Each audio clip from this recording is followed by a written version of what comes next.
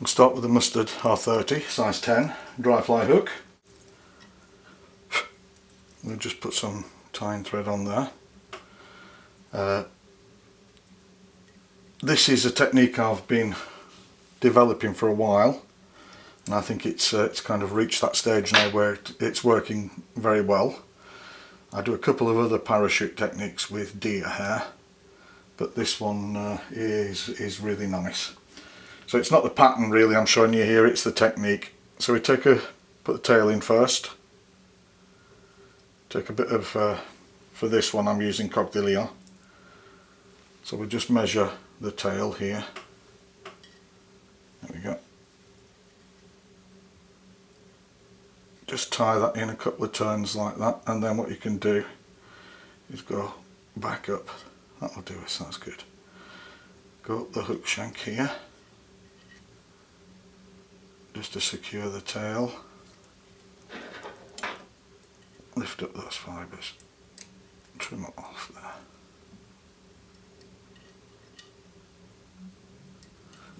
Okay. So we can go back now, and as we go back into the tail, I'll just open that tying thread out. We lift it, and we move it from side to side, keeping it up and on top of the hook shank all the way back. There we are, that's good. And we go back up to the position for the post, which is about there. So what we need now is some polypropylene floating yarn. I'm using the white one for this, but it comes in many colours. So I cut 2 sections, and we just attach them to the tying thread like that and pull them up, just so the weight of the bobbin holds them in position. Then we can make a couple of turns there just to secure it. That one needs to be pulled through a wee bit, like so. Take hold of all of them, and then we can make some turns at the bottom of the post just to pull them all together, like so. Secure that nice and tight. Good.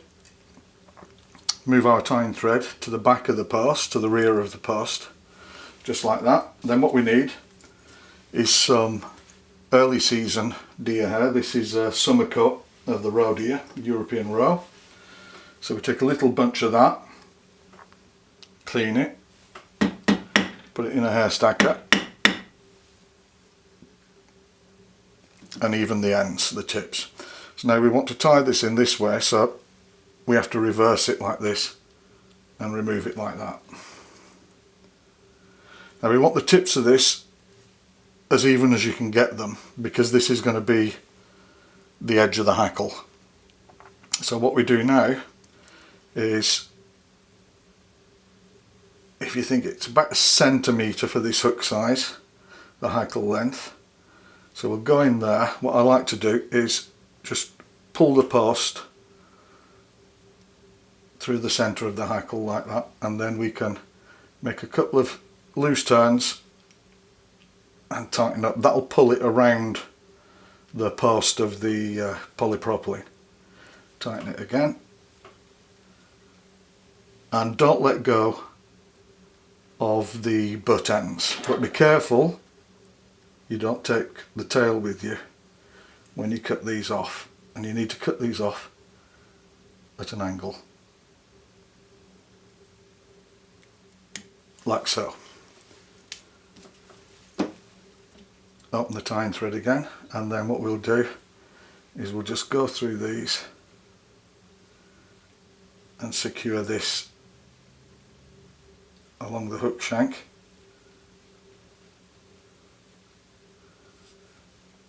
And then back up, and once we go back up we can tighten into it.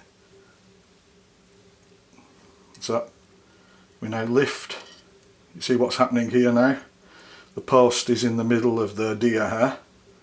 So we go, better if I show you that way. around the post and the deer hair. A couple of turns again, loosely, and then we can tighten up. And this will pull the deer hair around the post. Yeah, so we can do that again, a couple of 2-3 turns, tighten up. Excellent. Then we can go back to the tail base, like so. We can take our dubbing, again, not really the pattern here, it's the technique. So I'm just going to do a grey body on this. And we go up here, catch that in, and we can tighten it up. And we can dub the whole body. Like so. We can give that a whip finish.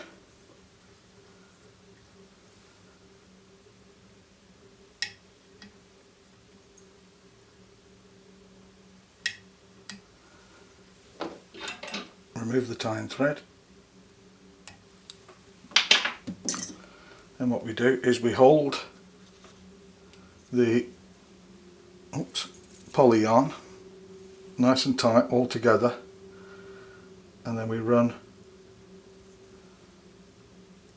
and press down the deer hair, distribute it as much as we can around the post.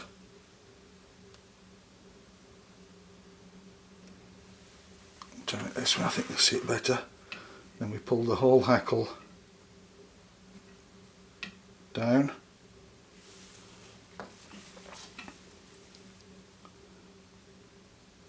Trim off about 1 centimetre up. We take a cauterizing tool, or you can use a lighter if you're careful. And we'll just melt this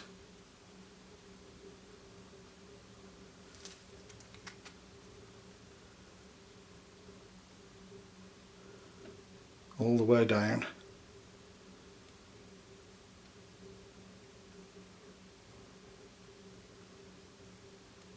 If I do it that far with the cauterizer, I'll show you with the lighter.